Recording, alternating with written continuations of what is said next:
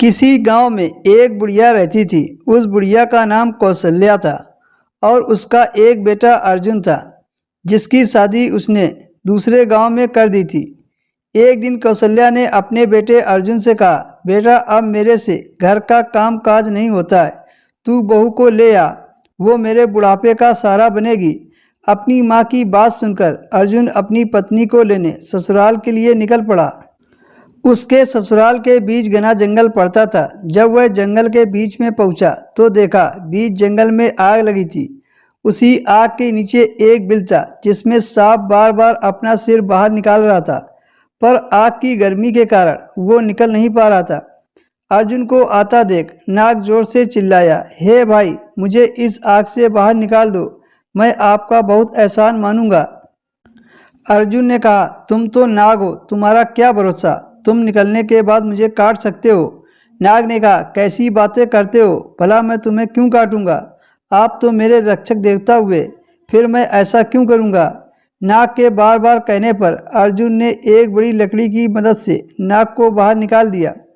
नाग जैसे ही आग से बाहर आया, उसने अर्जुन से कहा, अब मैं तुम्हें काटूंगा। अर्जुन ने कहा, पर तुमने तो न काटने का वादा किया था। नाग बोला, अरे मूर्ख, ये कलयुग है, यहाँ पर किसी पर भरोसा नहीं करना चाहिए।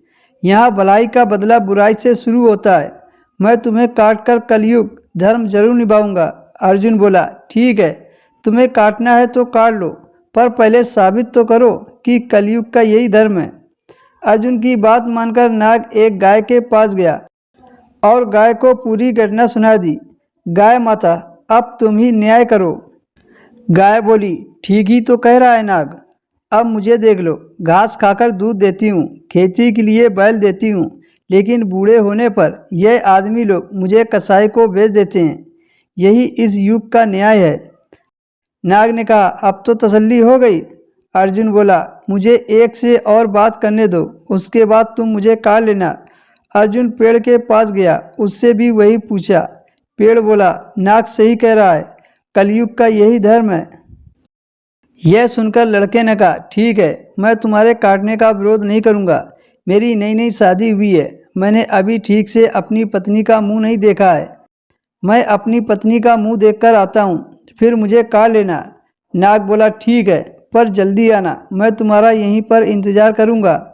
अर्जुन अपने ससुराल पहुँचा तो उसकी पत्नी बाहर नल पर पानी भर रही थी। अर्जुन ने अपनी पत्नी को देखकर उदासी मन से वापस लौटने लगा। पत्नी ने सोचा, जरूर किसी मुसीबत में होंगे। वह पीछे पीछे चलकर नाग तक पहुंच गई। नाग ने गुस्से में कहा, मैंने तो तुम्हें पत्नी को देखने को बोला था, इसको साथ लेकर क्यों आए। इस पर उसकी पत्नी बोली, ये मेरे को देखकर वापस चले आए, इसलिए मैं भी इनके पीछे पीछे चली आई कि आखिर ये बिना बोले घर से वापस आ गए। अर्जुन ने कहा, नाग, आप कलयुग धर्म निभाओ। नाग अर्जुन को काटने चला, तभी उसकी पत्नी बोली, थोड़ा रुक जाओ नाग, तुम मेरे पति को काटने जा रहे हो, सिर्फ मुझे इतना बता दो, मैं इनके मरने के बाद गुजारा कैसे करूंगी। नाग ने कहा, इस बिल के नीचे 7 फीट गड्ढा खोदोगी तो तुम्हें सोने से भरा घड़ा मिलेगा, तुम आराम से अपनी ज़िंदगी गुजार लोगी।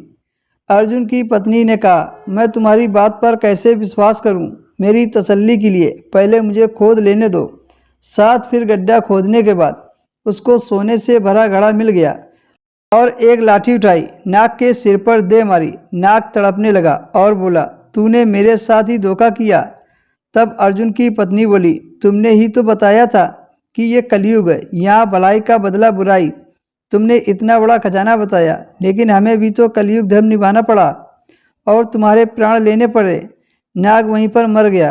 अर्जुन और उसकी पत्नी खजाना को लेकर घर आ गए, खुशी खुशी रहने लगे।